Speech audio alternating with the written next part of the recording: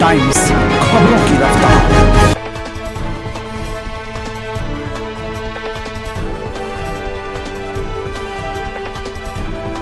ताकि बिहार का कोई भी समाज का वर्ग, वो वर्ग जो अपने आप को दुखी फील कर रहा है, अकेला फील कर रहा है, वो यहाँ आए, अपनी आवाज रखे, इस विश्वास से रखे कि जब सुराज, प्रशांत किशोर और हम सब युवाओं की ताकत और आवाज आपके साथ है, आपको व्यवस्था से डरने की जरूरत नहीं है। व्यवस्था में गलती और जाति करने वालों से डरने की जरूरत नहीं है।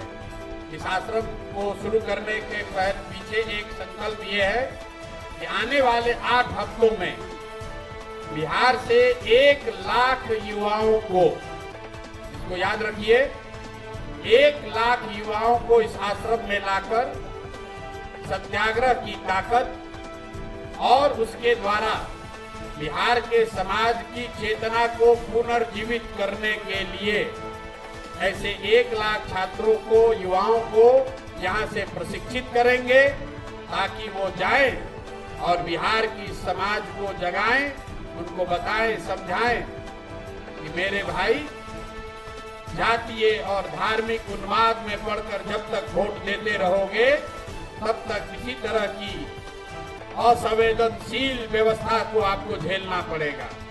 एक बार अपने और अपने बच्चों के भविष्य के लिए, उनके अच्छी शिक्षा के लिए, उनके रोजगार के लिए, बिहार में पलायन बंद हो उसके लिए, किसानों की समृद्धि हो उसके लिए, महिलाओं को रोजगार मिले इसके लिए, इन संकल्पों के साथ ये रास्ता युवाओं को मिले कि सत्याग्रह के जरिए इन संकल्पों को कैसे पूरा किया जा सकता है। इसी उद्देश्य से अगले 8 हफ्ते कम से कम इस आश्रम में रहेंगे, परमानेंट रहेंगे और यहीं से उन युवाओं के साथ मिलकर उनको प्रशिक्षित करके पूरे बिहार के समाज को जगाने, समझाने का प्रयास किया जाएगा। और इसी संकल्प को लेकर अब इस सत्याग्रह की यहाँ से शुरुआत कर रहे हैं। प्रशासन को, सरकार को कोई डरने की जरूरत नहीं है। वो कमजोर व्यक्ति अकेला ना समझे। अगर व्यवस्था आपके खिलाफ, ये जो सरकारी काम काज में बाधा का, कानून का इस्तेमाल करके लोगों का आवाज दबाया जा रहा है, उसके खिलाफ ये आवाज है। और जो 6 तारीख को हुआ है, एक भी पदाधिकारी को छोड़ेंगे नहीं। अगले 2 दिन के अंदर आपको बता दे रहे हैं, 2 दिन के अंदर जितने भी पदाधिकारी, प्रशासनिक पदाधिकारी उसमें शामिल हैं, वो क्रिमिनल रीट के लिए तैयार हो जाएं। उन पर कोर्ट में भी केस होगा, ह्यूमन राइट्स में भी जाएंगे।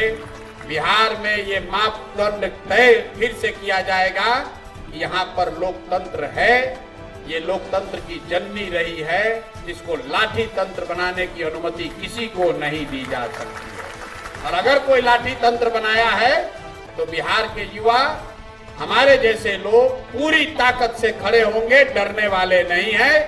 गांधी जी के मूर्ति के नीचे से हटाया तो गंगा जी के गोद में आकर बैठ गए। और ये जो गांधी जी की मूर्ति पीछे लगी हुई है, ये सरकार का चरित्र भी दिखाता है। ये बिहार के बच्चों ने बनाया है, जरा देखिए इसको पीछे। सरकार के और यहाँ के अपने आप को गांधी के फॉलोअर कहने वाले मुख्यमंत्री जी के कहने पर ये यहाँ के बिहार के कुछ बच्चों ने इस मूर्ति को बनाया है। और बनाने के बाद इस सरकार ने उन बच्चों को पैसा तक नहीं दिया, तो उन बच्चों ने इस मूर्ति को हम लोग को दिया। कितना बड़ा अन्याय हुआ है वो देखिए। गांधी की मूर्ति बनाने वालों के साथ इस व्यवस्था ने इतना बड़ा अन्याय किया है।